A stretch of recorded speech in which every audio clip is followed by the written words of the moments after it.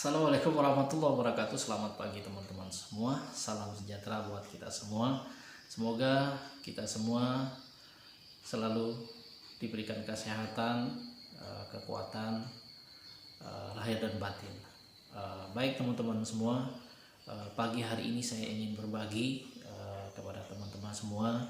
Saya ingin share kepada teman-teman semua dan semoga bermanfaat tentunya buat saya pribadi dan keluarga saya, dan mudah-mudahan bisa bermanfaat juga untuk teman-teman semua. Pada pagi hari ini saya ingin berbagi kepada teman-teman semua mengenai hal apa saja yang tidak boleh dilakukan setelah dilakukan vaksin. Nah, baik, hal apa saja yang tidak boleh dilakukan setelah dilakukan vaksin? Yang pertama adalah kita tidak boleh lalai protokol kesehatan atau prokes. Apa saja protokol kesehatan itu? Seperti yang sudah kita ketahui bersama adalah 5M ya. M yang pertama adalah menjaga jarak, kemudian M yang kedua menggunakan masker, selalu menggunakan masker ya. M yang ketiga membatasi interaksi sosial atau social distancing. M yang keempat adalah selalu mencuci tangan dengan sabun, kemudian dibilas dengan air yang bersih. Dan M yang kelima adalah menghindari kerumunan.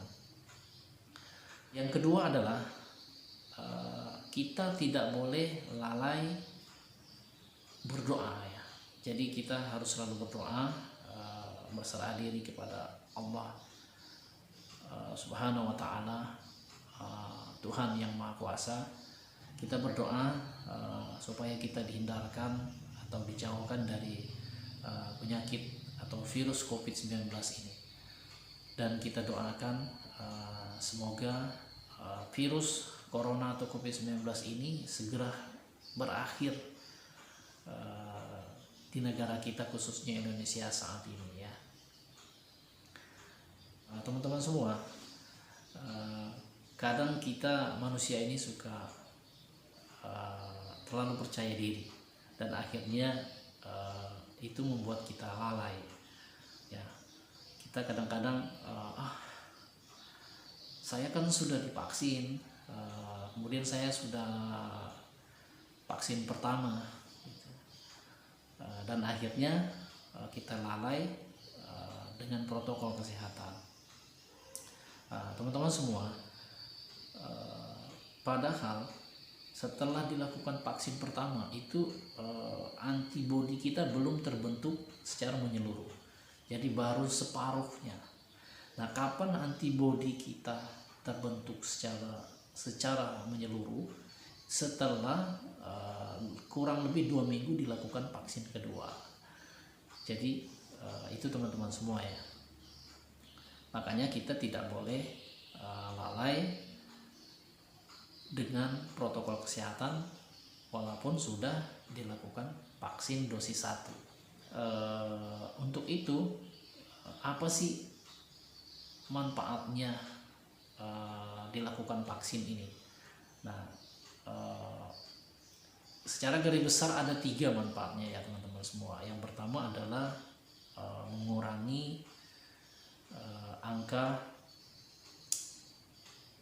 kesakitan ya, kemudian mengurangi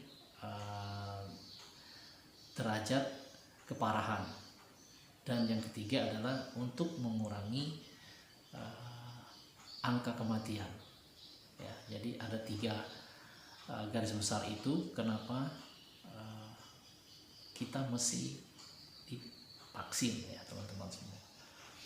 Kemudian hal yang tidak boleh dilakukan yang ketiga adalah kita tidak boleh panik ya teman-teman semua ya. Kenapa kita tidak boleh panik? Ya karena kalau kita panik justru kita akan berpikir yang macam-macam ya. Kalau misalnya kita setelah dilakukan vaksin ada timbul gejala, misalnya nyeri, demam, kemudian nafsu makan berkurang, ya sakit kepala. Nah itu berarti tandanya bagus, berarti vaksin yang dimasukkan ke dalam tubuh kita itu direaksi atau direspon dengan baik oleh tubuh kita. Jadi jangan khawatir, ya tetap semangat dan berpikir positif, ya. Kecuali misalnya ada timbul gejala-gejala yang misalnya kehilangan penciuman, kemudian kehilangan rasa dari indera perasa seperti lidah, kita tidak merasakan apa-apa. Nah ini patut diwaspadai, berarti kita harus cepat-cepat ke dokter untuk diperiksa. Kemudian nantinya akan dilakukan PCR, ya, untuk membuktikan bahwa apakah terinfeksi dengan virus COVID-19 ini. Kemudian yang keempat, kita harus menjaga imun tubuh kita, ya, atau menstabilkan imun tubuh kita. Misalnya kita berolahraga teratur, kemudian banyakin makan buah dan sayur, seratnya dibanyakin, kemudian tidak boleh begadang, kita harus menjaga kesehatan tubuh kita dan melakukan pola hidup sehat yang lainnya. Nah, teman-teman semua, bagaimana setelah dilakukan vaksin kok terkena COVID? Jadi gini teman-teman semua, ya, vaksin itu tidak menimbulkan virus atau COVID, ya, tapi vaksin adalah membuat antibodi kita. Jadi jangan salah kaprah kalau misalnya, oh kok saya setelah dilakukan vaksin kok jadi kena virus atau jadi positif. Dan yang kelima adalah hal yang tidak boleh dilakukan setelah dilakukan vaksin adalah kita tidak boleh terpengaruh dengan hoax, ya, atau berita-berita yang membuat kita cemas, kemudian terlalu banyak pikiran dan akhirnya stres, ya. Jadi kita tidak boleh terpengaruh dengan hoax, ya. Kita tetap berpikir positif atau positive thinking, ya.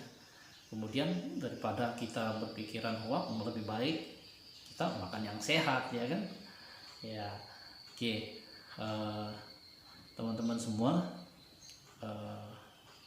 itu 5 hal yang tidak boleh dilakukan setelah dilakukan vaksin, ya teman-teman semua.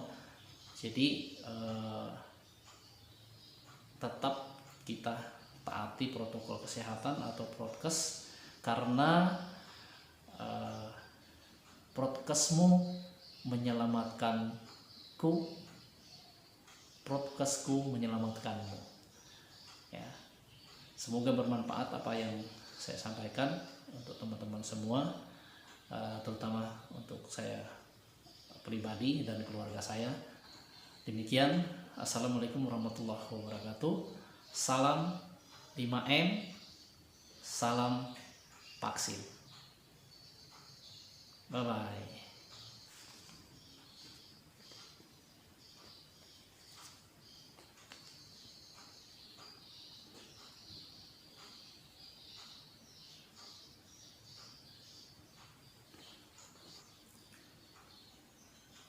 Jangan lupa di like, comment, share, and subscribe.